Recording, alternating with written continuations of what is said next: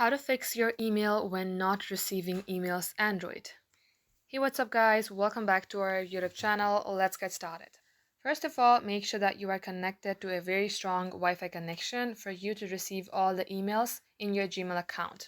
Second of all, make sure your application is updated. So head over to your Play Store. At the top search bar, type in Gmail, or if you are using Outlook, type in Outlook and then make sure that you see Open instead of Update. For the third step, go ahead, open up your application, get logged into your account, and make sure that there is no spam folder or there is no unnecessary emails, which will also take some space and which will not allow you to receive new emails. And if you are using Gmail, you have to know that only 16 GB of it is basic account. That means this is free.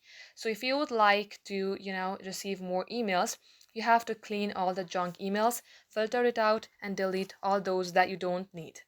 And once you do all this, your email should be receiving well. So thank you all for watching. We will catch you up in our next upload.